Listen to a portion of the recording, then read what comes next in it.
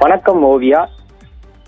தொடர் மழையின் எதிரொலியால் பூந்தமல்லி அடுத்த பாரிவாக்கம் ஏரி முழுவதுமாக நிரம்பியுள்ளது.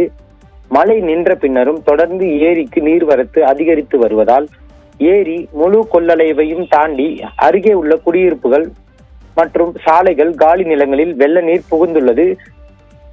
ஏரி அருகே இருக்கும் மாருதி நகரில் 50க்கும் மேற்பட்ட வீடுகளை மழைநீர் சூழ்ந்து மக்களின் இயல்பு வாழ்க்கை பாதிப்புக்குள்ளாகியுள்ளது. அதேபோல் பாரிவாக்கம் பட்டாபிராம் சாலையில் வெள்ள நீர் வெளியேறி சாலை முழுவதும் தேங்கி நிற்பதால் வாகன ஓட்டிகள் சிரமத்துடன் பயணிக்கும் சூழல் ஏற்பட்டுள்ளது.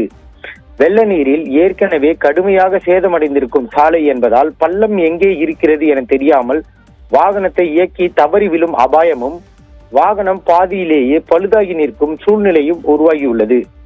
அத்துடன் பள்ளி மற்றும் கல்லூரி செல்லும் மாணவர்களும் அவர்களை அழைத்து செல்லும் பெற்றோர்களும் சிரமத்துடன் பயணித்து வருகின்றனர். பொதுமக்களின் பாதுகாப்பை உறுதி செய்யும் வகையில் அரசு அதிகாரிகளும் காவல்துறையினரும் போக்குவரத்தை கண்காணிக்க வேண்டும் எனவும், ஆபத்தான பகுதிகளில் எச்சரிக்கை பதாகைகளை மற்றும் தடுப்புகளை அமைக்க வேண்டும் எனவும் கோரிக்கை எழுந்துள்ளது. மேலும் வெள்ள நீரை உடனடியாக வெளியேற்ற நடவடிக்கை எடுக்க வேண்டும் எனவும் கோரிக்கையை பொதுமக்கள் முன்வைத்துள்ளனர்.